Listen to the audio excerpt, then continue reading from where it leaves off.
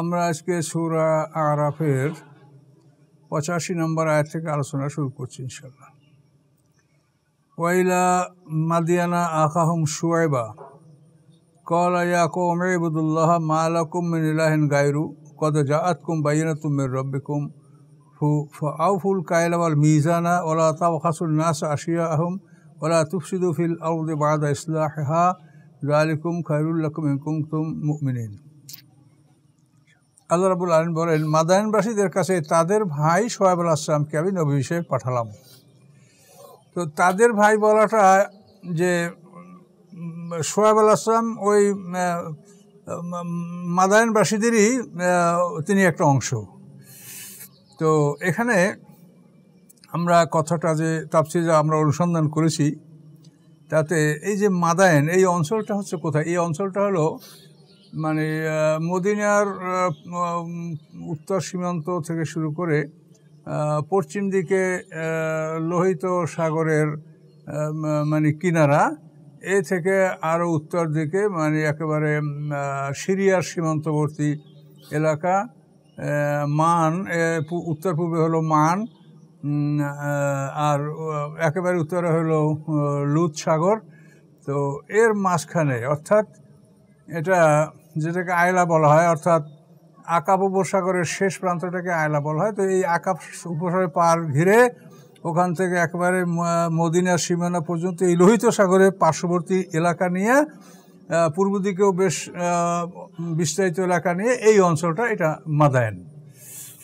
তো এই মাদায়েন এখানে তাফসীরকাররা বলেন বিষয় একটু অস্পষ্ট আছে বিষয়টা, যে এই মাদায়েন এটা হচ্ছে একটা জাতির নাম এবং সেই জাতির নাম অনুসারে এই শহরের বা এই অঞ্চলের নাম রাখা হয়েছে মাদিয়ান।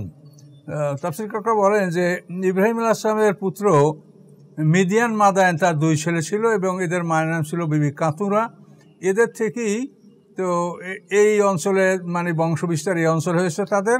তো এই মিদিয়ান মাদায়েন এদের নাম অনুসারেই এই অঞ্চলটার নাম রাখা হয়েছে মাদায়েন। তাহলে মাদায়েন বলতে আমরা বলতে পারি যে একটা সম্প্রদায়, এবং সেই সম্প্রদায়ের নামের উসিলায় বা তাদের ওই নামের কারণেই এই অঞ্চলটারও নাম রাখা হয়েছে মাদিয়ান। এবং এই মাদিয়ানের ভাই, এই মাদায়েনবাসীদের ভাই শোয়েব আলাইহিস সালাম। তাহলে বোঝা যায় যে শোয়েব আলাইহিস সালাম এই মিদিয়ান মাদায়েন যে ইব্রাহিম আলাইহিস সালামের 2 ছিল এদেরই বংশধর, ইনি বনি ইসরাইল নন। এটা একটা কিন্তু সূক্ষ্ম ঐতিহাসিক পয়েন্ট। তো সূত্র এটাকে আপনি বুঝে নেন যে তাহলে আমরা যেটা সাধারণভাবে বলে থাকি যে ইব্রাহিম আলাইহিস সালামের পর থেকে আরম্ভ করে বা ইসহাক আলাইহিস সালামের বংশ থেকে ঈসা আলাইহিস সালাম সমস্ত নবীরা বনি ইসরাইল, এটা কিন্তু প্রমাণিত হচ্ছে না। টুকটাক রসুল কিন্তু বনি ইসরাইলের বাইরে থেকে আসছে। যেমন এই আইয়ুব নবী, এই আইয়ুব আলাইহিস সালামের কেসে আমরা যখন আসবো তখন আমরা শুনবো। এই আইয়ুব আলাইহিস সালাম তাকে যে বসনিয়া, সরাবিয়া বসনিয়া, যেখানে এই যে মুসলমানদের নিধন হলো কয়েক বছর আগে, এই বসনিয়ায় কিন্তু এখানের পয়গম্বর ছিলেন আইয়ুব নবী। তো এই আইয়ুব আলাইহিস সালাম ইনিও কিন্তু বনি ইসরাইল না। এই আইয়ুব নবী হলো মানে যার নাম ইসরাইল, সেই হচ্ছে ইয়াকুব। তো এই ইয়াকুবের বড় ভাই হচ্ছে আয়েজ। আয়েজ এবং ইয়াকুব এরা যমজ ভাই। তো বড় হলো মানে প্রথম ভূমিষ্ঠ হয়েছে আয়েজ, তারপর ইয়াকুব। এই আয়েজের বংশ থেকেই আইয়ুব নবী। আইয়ুবের পিতার নাম মুস, তার পিতার নাম রাজা, তার পিতার নাম আয়েজ। তাহলে আইয়ুব নবী আয়েজ থেকে আসে, অর্থাৎ ইয়াকুব আলাইহিস সালাম এবং ইয়াকুব আলাইহিস সালামের 12 সন্তানের মধ্যেই তো ইহুদ লাবি, যাদের ইহুদের লাবির বংশ থেকে নবী আসে, ইহুদের বংশ থেকে রাজা আসে।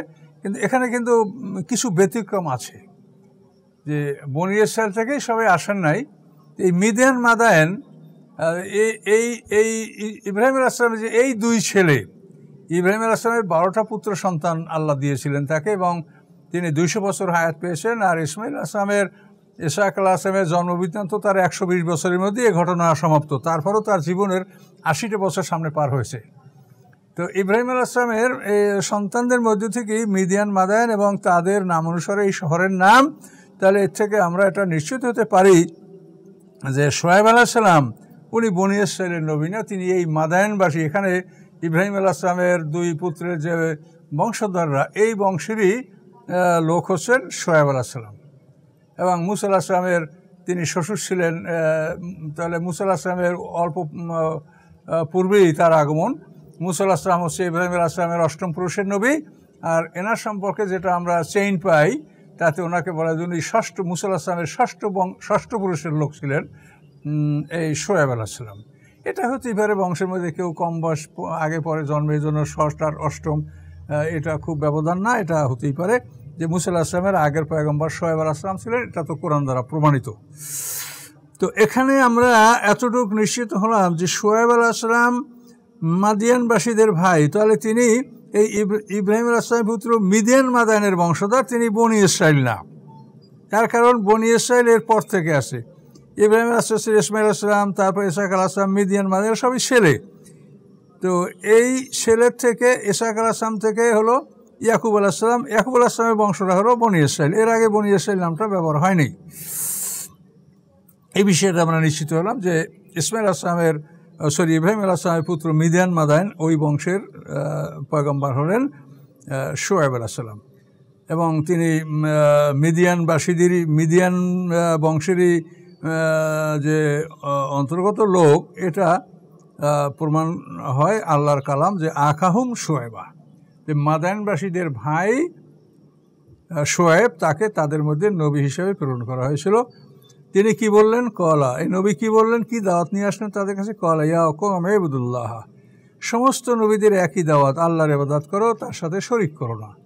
সমগ্র পৃথিবীর নবীদের একটাই দাওয়াত, ওয়াবুদুল্লাহ ওয়ালা তুশরিকু বিহি শাইআ, ইয়া কওম ইবুদুল্লাহ।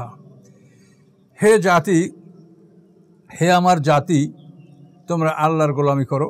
মা লাকুম মিন ইলাহিন গায়রু, আল্লাহ ছাড়া তোমাদের কোনো উপাস্য নেই। ওই ওয়ালা তুশরিকু বিহি শাইআ, এইটা বিভিন্ন ভাষায় এখানে বলা হয়েছে মা লাকুম মিন ইলাহিন গায়রু, আল্লাহ ছাড়া তোমাদের কোনো ইলাহ নাই, মাবুদ নাই, অর্থাৎ আল্লাহর কোনো অংশীদার নাই, আল্লাহ একা। কদ জাআতকুম বাইয়িনাতুম মির রাব্বিকুম, তোমাদের কাছে এসেছে রবের পক্ষ থেকে অনেক প্রমাণপুঞ্জি। অর্থাৎ মুসা আলাইহিস সালামকে যেভাবে 9টা মুজিজা দেওয়া হয়েছিল, তার পূর্বের পয়গম্বর শোয়েব আলাইহিস সালামকেও এভাবে অনেক মুজিজা দেওয়া হয়েছিল। কিন্তু তাফসীরকাররা বলেন যে সেই মুজিজাগুলোর বিবরণ আমাদের কাছে আসে নাই এবং আমরা সেই বিবরণগুলো দিতে পারছি না। তবে আল্লাহর কোরআন বলছে যে কদ জাআতকুম বাইয়িনাতুম মির রাব্বিকুম, তোমাদের কাছে উজ্জ্বল প্রমাণ তোমাদের রবের পক্ষ থেকে এসেছে। তাহলে তারা বোঝা যায় যে তাদেরকে অনেকগুলি মুজিজা দেওয়া হয়েছিল। তো এখন তাদেরকে আরও উপদেশ দেওয়া হচ্ছে। পয়গম্বর বলছেন ফাফুল কায়লা ওয়াল মিজানা, মাপের ক্ষেত্রে তোমরা পাত্রের মাপ এবং দাড়িপাল্লার মাপ, এই মাপ যেটাই হোক সেটাকে তোমরা পরিপূর্ণভাবে দাও। পাত্র দ্বারা মাপলেও সেটাকে যেভাবে ভরপুর করে সুন্দর করে মেপে দাও।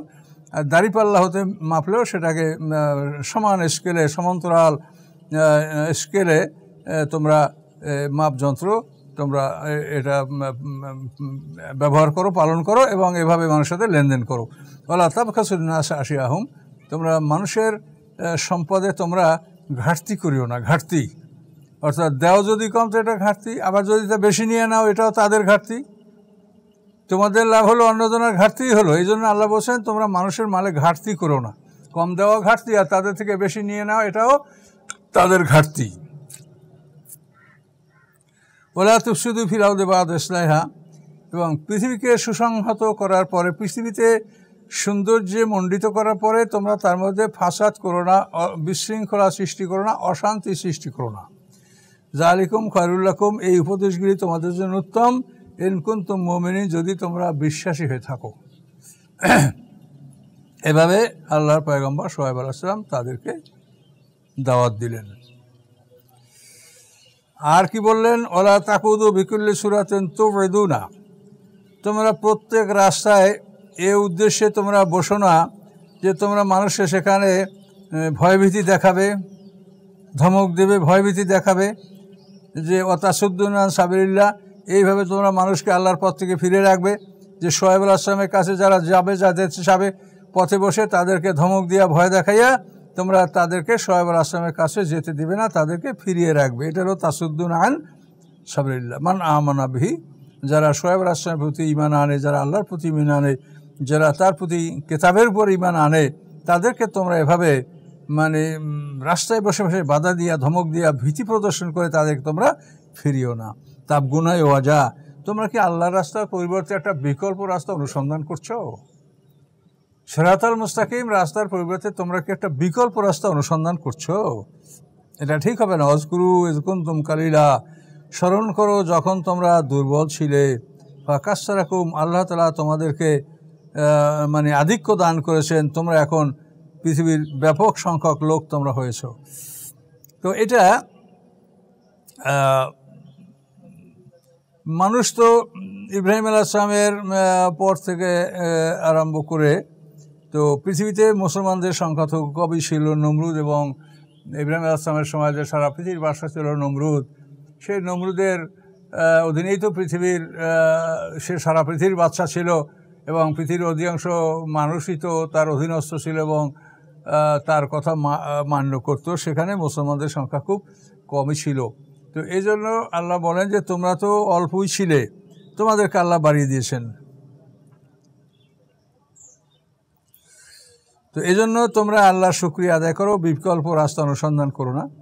অনজুরু কাইফা কানা আকিবাতুল মুফসিদিন, এবং তোমরা দেখো যে পৃথিবী যারা ফাসাদ করেছে তাদের পরিণামটা কি হয়েছে। পৃথিবীতে যারা অনার সৃষ্টি করেছে, গণ্ডগোল সৃষ্টি করেছে, অশান্তি সৃষ্টি করেছে, তাদের পরিণামটা কি হয়েছে তা তোমরা এক নজরে দেখতে পারো। তোমাদের আগেই তো এইসব জাতি ধ্বংস হয়েছে। এই যে কমেলুদ ধ্বংস হয়েছে, এটা তো মাদানের একেবারে কাছাকাছি এলাকায়, এই লুৎ সাগর, মৃত সাগর, এটা ওই সিরিয়া যেতে এটা মাদায়ন পার হলেই এই লুৎ সাগর, তারপরেই সিরিয়া দামেস্ক, এই রাস্তায় সামনে। আল্লাহ বলছেন যে তোমরা তো দেখেছো, আরও দেখো যে পৃথিবীতে অশান্তি সৃষ্টিকারীদের পরিণামটা কী হয়েছিল।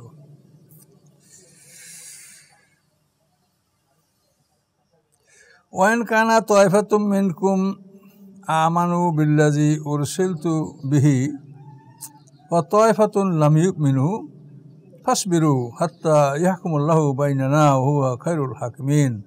পয়গম্বর বলছেন, তোমাদের মধ্যতে ছোট একটা দল যদি ওইসব বিষয়ের উপর ঈমান আনে যা নিয়ে আমি প্রেরিত হয়েছি, আর আরেকটা দল যদি ঈমান না আনে, অর্থাৎ তোমরা যদি দুদলে বিভক্ত হয়ে যাও, এক দল তোমরা ঈমান আনলে আর এক দল তোমরা ঈমান আনলে না, এটা যদি তোমরা করো, ফাসবিরু হাত্তা ইয়াহকুমুল্লাহু বাইনানা, তাহলে আল্লাহর হুকুম তোমাদের মধ্যে আর আমাদের মধ্যে আসবে। এই হুকুম আসা পর্যন্ত অপেক্ষা করতে থাকো, দেখো আল্লাহর পক্ষ থেকে অমান্যকারীদের উপরে কি আদেশ আসে। হুয়া খায়রুল হাকিমিন, আল্লাহ তাআলা উত্তম আদেশদাতা। কাজেই তোমাদের মধ্যে হতে যারা এই বিধানগুলি অমান্য করলো না, তাদের উপরে আল্লাহর কি আদেশ আসে সেটা তোমরা দেখো। আল্লাহ তাআলা মানে খায়রুল হাকিমিন, তিনি সবচেয়ে উত্তম ফয়সালাকারী, উত্তম বিচারক, উত্তম আদেশদাতা। তিনি যে আদেশ দিবেন সেটা ভালোই দিবেন এবং ন্যায়সঙ্গতভাবেই তিনি দিবেন। তো এখানে তাফসীরকাররা একটা কথা বলছেন যে আল্লাহর পয়গম্বর যখন তার জাতির ফয়সালা আল্লাহর কাছে ছেড়ে দেন, তখন আর সে জাতি ধ্বংস হওয়ার আর সময় বেশি বাকি থাকে না। পয়গম্বর তার সাধ্য অনুযায়ী বোঝানোর পরেও, চেষ্টার পরেও, যদি পয়গম্বর তার জাতির ফয়সালাটা আল্লাহর উপরে বলেন যে এখন আমি তোমাদেরকে আল্লাহতে ছেড়ে দিলাম, আমার চেষ্টা শেষ, এরকম পয়গম্বর বললে তখন সে জাতির ধ্বংস বিলম্ব হয় না, খুব অতিশীঘ্র তাদের ধ্বংস নেমে আসে। কলাল মালাউল আলী ইস্তাক করবেন কমহি, তখন শোয়েব আলাইহিস সালামের জাতির নেতারা বলল, লা নুখরিজান্নাকা ইয়া শোয়েব আল্লাযিনা আমানু মাআকা মিন কারিয়াতিনা, হে শোয়েব, তুমি এবং তোমার সাথে যারা তোমার প্রতি ঈমান এনেছে, আমরা আমাদের জনপদ থেকে তাদেরকে বের করে দেব, অথবা তোমরা আমাদের ধর্মের দিকে ফিরে আসবে। তোমাকে এবং তোমার সাথে মুমিনদেরকে আমরা আমাদের জনপদ থেকে বের করে দেব, হয়তোবা তোমরা আমাদের দিনে ফিরে আসবে, আর না হয় তোমাদেরকে বের করে দেব। কত বড় ধমকি! বাপরে বাপ! পৃথিবীর মালিক যেন ওনরাই। কলা ওলা কুল্লা কারহীন, পয়গম্বর বললেন যে আমরা যদি এটা অপছন্দ করি, আমাদের তোমাদের ধর্মে ফিরে আসতে যদি আমরা অপছন্দ করি, বিষয়টা যদি আমাদের ইচ্ছার বাইরে হয়, তো তবুও কী করতে হবে? জোর করে তোমরা আমাদেরকে করাবে জোর করে আমাদেরকে ধর্মান্তর করাবে, তোমাদের দিনের মধ্যে আমাদেরকে নিয়ে যাবে জোর করে, না হলে আমাদেরকে বের করে দিবে, এত বড় ক্ষমতা তোমাদের। قد افترينا على الله كذبا إن عدنا في ملتكم بعد إذ نجانا منها। আল্লাহ বলেন, আমাদেরকে আল্লাহ তাআলা মুক্তি দিয়েছেন, হেদায়েত দান করেছেন, এরপরে যদি আমরা তোমাদের দিন গ্রহণ করি তাহলে এটা হবে আল্লাহর প্রতি একটা মিথ্যা রচনা করা। তো আল্লাহর উপরে মিথ্যা রচনাকারীরা ধ্বংস হয়। কাজে আমরা আল্লাহর উপরে, তাহলে আমি যা বলেছি এতদিন সেগুলো মিথ্যায় পরিণত হবে। এখন যদি আমি তোমাদের দিনে প্রবেশ করি, এতদিন আমি বলি সেগুলো মিথ্যা হবে, তাহলে আমি আল্লাহর উপরে মিথ্যা রচনা করেছি। এই জন্য বলেন যে আমি যদি তোমাদের দিনে ফিরে যাই তাহলে এটা হবে আল্লাহর প্রতি মিথ্যা অপবাদ, আল্লাহর প্রতি চাপানো, মিথ্যা রচনা করা। যে আল্লাহ আমাদেরকে মুক্তি দিয়েছেন, এরপর আমরা তোমাদের দিন অবলম্বন করে আমরা আল্লাহর উপরে মিথ্যা চাপাবো, এভাবে কখনোই হতে পারে না। ওমা ইয়াকুনা নাউদা ফিহা ইল্লা ইয়াশাআল্লাহ, আর কোনো অবস্থাতেই আমরা তোমাদের দিনে ফিরে যাব না। হ্যাঁ, যদি আল্লাহ চান সেটা অন্য কথা, কিন্তু আল্লাহ চাবেন না কখনোই। আল্লাহ কোনো মানুষ কাফের হোক এটা আল্লাহ কামনা করেন না, কাজে আল্লাহও চাবেন না, হবেও না। কাজেই আমরা কোনো অবস্থাতে তোমাদের দিনে ফিরে যাব না। রব্বুনা ওয়াসিআ কুল্লু শাইইন ইলমা, আমাদের রব সমস্ত বিষয় সম্পর্কে তিনি মহাজ্ঞানী, সমস্ত বিষয় সম্পর্কে তিনি যথেষ্ট জ্ঞান রাখেন। আল্লাহ তাওয়াক্কালনা, আমরা সেই আল্লাহর উপরে নির্ভর করলাম যে তোমরা আমাদেরকে তোমাদের জোর করে তোমাদের দিনের দিকে নিয়ে যেতে চাচ্ছ, এই বিষয়টা আমরা আল্লাহর উপরে ন্যস্ত করলাম।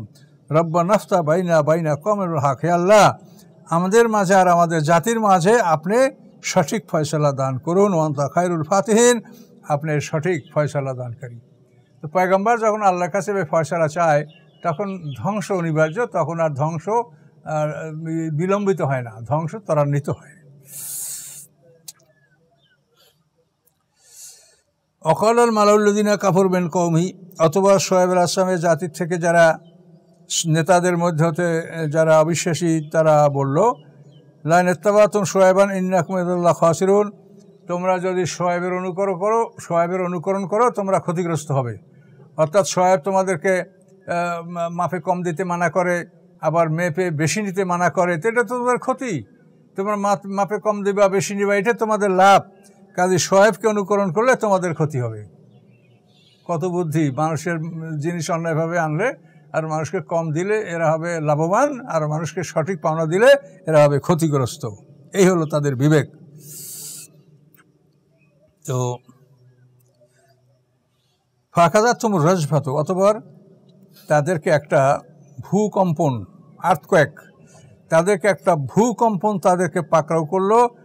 আসবাহু ফি দারিহিম জাথিমিন, তারা সবাই ঘরের মধ্যে উপুড় হয়ে মরে পড়ে থাকলো। এখন এই মানে শোয়েব আলাইহিস সালামের জাতি ধ্বংস হওয়ার ক্ষেত্রে কখনো আসে রাজফা, কখনো আসে সৈহা, কখনো আসে অগ্নিবৃষ্টি, এগুলি সব আছে। তো এখানে তাফসীর কাকরা বলেছেন যে এই শোয়েব আলাইহিস সালাম যে অঞ্চলে, অর্থাৎ মাদায়েনে এসে যে নবী ছিলেন, সেখানে এই মাদায়েনে আরও একটা সম্প্রদায় ছিল, সেই সম্প্রদায়টাও হয়তো ওই সম্প্রদায়ের একটা শাখা, কিন্তু তাদেরকে আসহাবে আইকা বলা হয় এই জন্য যে ওই শাখার লোকগুলা আইকা নামক একটা গাছের পূজা করত। ওরাও মাদায়েন সম্প্রদায়ের একটা শাখা, কিন্তু ওরা আইকা হলো ঘন জঙ্গল বিশিষ্ট গাছ। অর্থাৎ একটা বড় বৃক্ষ ছিল, সেই বৃক্ষের চতুর্দিকে খুব ঘন জঙ্গল ছিল, সেই বৃক্ষের কাছে কেউ যেতে পারতো না, একটা বড় বৃক্ষ।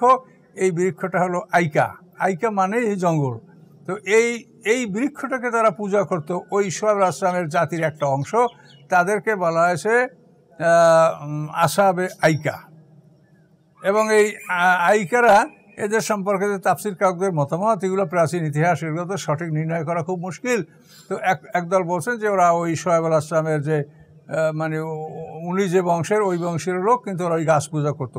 আর অন্যরা বলেন যে না, এরা আলাদা একটা গোষ্ঠী, কিন্তু তারাও মাদায়েনেই বসবাস করতো, এবং দুই গোষ্ঠীর প্রতি শোয়েব আলাইহিস সালাম নবী ছিলেন, আল্লাহ ভালো জানেন। তবে দুই গোষ্ঠীর প্রতি শোয়েব আলাইহিস সালাম নবী ছিলেন এই ব্যাপারে কোনো সন্দেহ নেই, এটা নিশ্চিত। কিন্তু তাদের এই বংশ পরিচয়টা যে তারা আসলেই কি ওই মাদায়েন গ্রুপের না তারা আলাদা বংশ, এইটার ব্যাপারে আমরা অস্পষ্ট আমাদের মধ্যে থেকে যাচ্ছে। তো যেভাবেই হোক মাদা আলাইহিস সালাম, শোয়েব আলাইহিস সালাম এই দুইটা জাতির প্রতি তিনি নবী ছিলেন। এবং কোরআনের সব আয়াতগুলি বিশ্লেষণ করলে যা প্রমাণ হয় তাতে আইকারা মাদায়েন থেকে একটা আলাদা জাতি, এটাই প্রমাণিত হয়। তার কারণ আইকাদের ব্যাপারে যখন কোরআনে বলেছে, তো সেখানে শোয়েব আলাইহিস সালামকে আকাহুম, এই আকাহুম তাদের ভাই এটা বলা হয় নাই। আর মাদায়েনবাসীদের নবী হিসেবে যখন তাকে উল্লেখ করা হয়েছে তখন আকাহুম শোয়েবা, কিন্তু আকাহুম আইকাবাসীদের ব্যাপারে কিন্তু এই ভাষাটা ব্যবহার করা হয় নাই। তো এই জন্য আইকাবাসীরা একটা আলাদা সম্প্রদায়, কিন্তু তারা মাদায়েনেই বসবাস করতো এবং তাদের পয়গম্বর নবী ছিলেন এবং তারা একসঙ্গে ধ্বংস হয়েছে। তবে তাদের ধ্বংসটার জন্য একই সঙ্গে একাধিক শাস্তি তাদের জন্য এসেছে। এটা হলো তাফসীরকারকদের ফয়সালা। তাদের ধ্বংসের জন্য যেমন ভূমিকম্প হয়েছে, তেমন তাদের ধ্বংসের জন্য প্রচণ্ড শব্দ ব্যবহার করা হয়েছে, এবং তাদের ধ্বংসের জন্য অগ্নিবৃষ্টি বর্ষিত হয়েছে।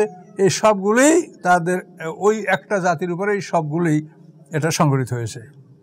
সম্মানিত সুধী, শোয়েব আলাইহিস সালামের জাতির উপরে মানে ওর জাতি যখন চরম পন্থায় পৌঁছে গেল এবং পয়গম্বর যখন বিষয়টা ফয়সালাটা আল্লাহ হাতে ন্যস্ত করলেন, তখন তাদের শাস্তির সময়টা এসে পড়লো। প্রথমে তাদের অবস্থাটাই দেখা গেল যে তাদের সম্প্রদায়ের উপরে আল্লাহ তাআলা একটা বাতাস পাঠালেন। বাতাসটা খুব প্রবল বেগে প্রবাহিত হচ্ছে, কিন্তু এই বাতাসে কারো মানে ঠান্ডা অনুভব করছে না এবং শুধু গরম আর গরম, মনে যেন সিদ্ধ হয়ে যাচ্ছে।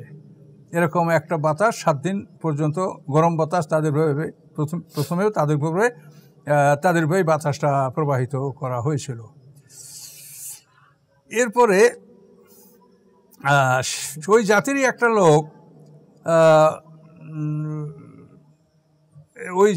একটা লোক সে পাহাড়ের একটা উপরে উঠে চূড়ায় উপরে উঠে দেখে যে একটা নিচে ঝর্ণা প্রবাহিত হয়েছে।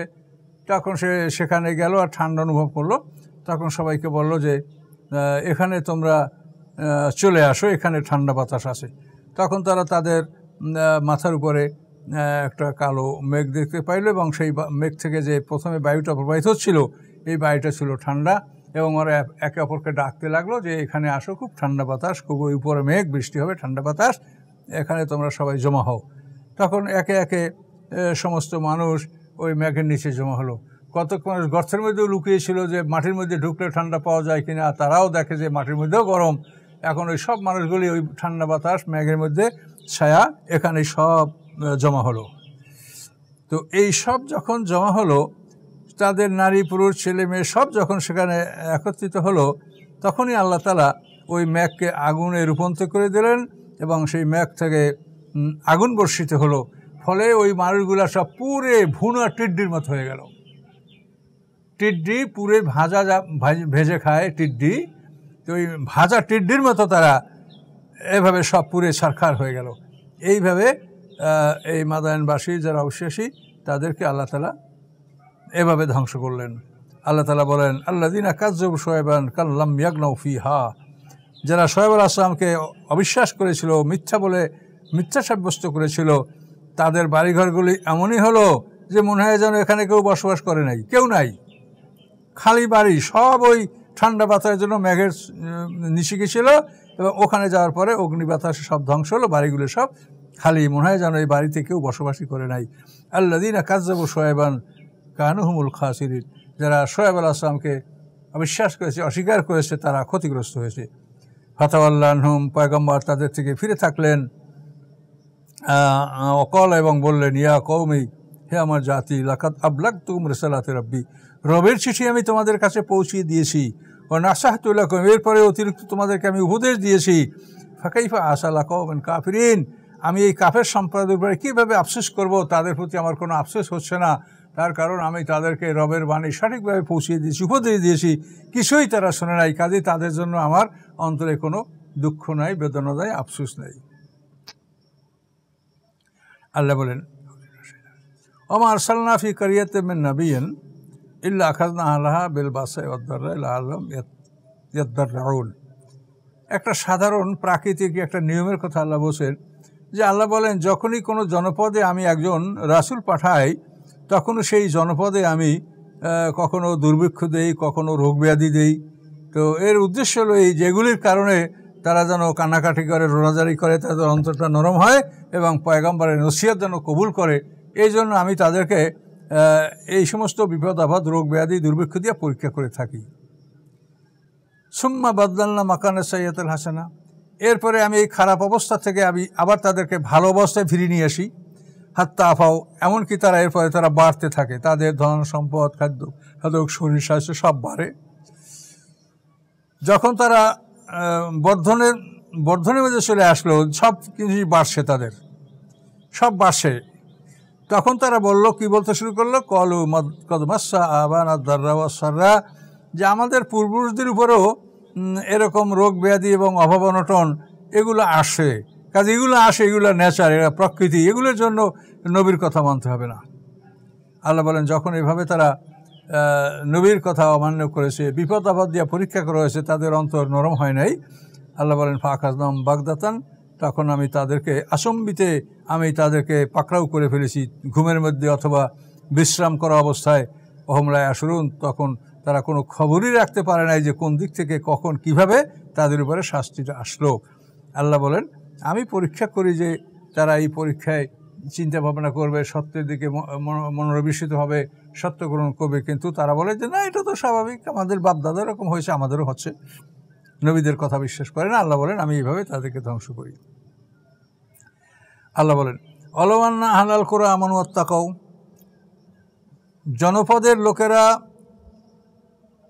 জনপদের লোকেরা যদি ঈমান আনতো, আল্লাহকে ভয় করতো, লা ফাতাহনা আলাইহিম বারাকাতিম মিনাস সামাই, তখন আল্লাহ বলেন আমি তখন আকাশ পৃথিবীর থেকে তাদের জন্য বরকত উন্মুক্ত করে দিতাম।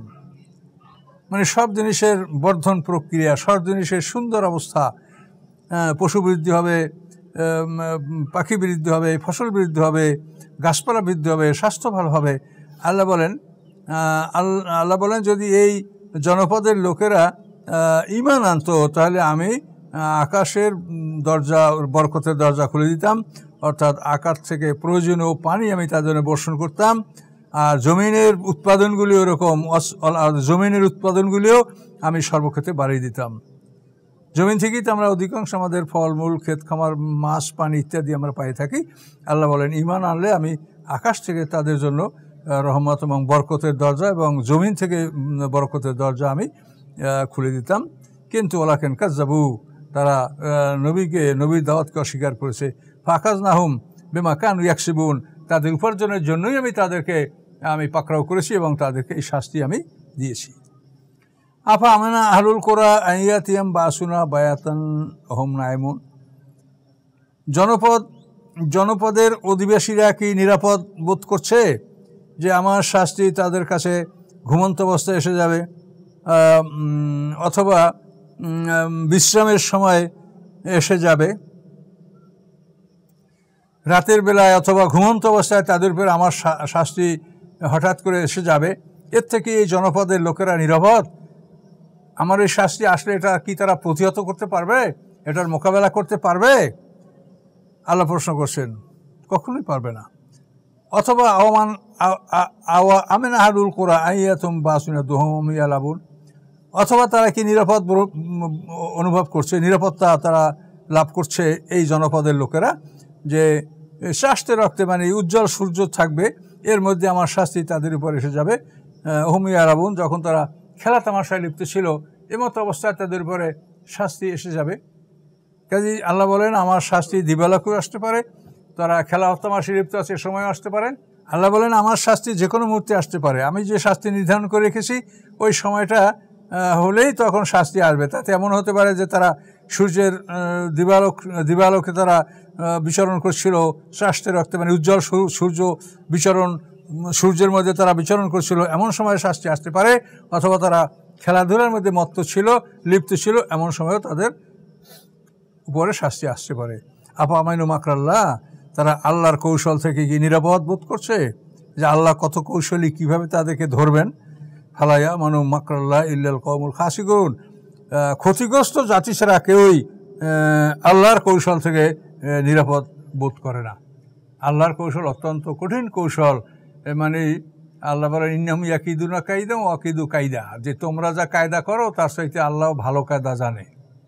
তোমরা যে মকর বা তোমরা যে স্ট্র্যাটেজি, তোমাদের যে কৌশল, তোমাদের যে প্লট, তোমাদের যেটা আছে তোমরা জানো, আল্লাহর চাইতে ভালো জানে। কাজে আল্লাহর সাথে পাল্লা দেওয়ার চেষ্টা করো না, সারেন্ডার করো, তাহলে নিরাপদ। সারেন্ডার না করলেই মহা বিপদ। তো আল্লাহ তাআলা এইভাবে মানুষদেরকে সতর্ক করেছেন। তো আমরা সতর্ক হব।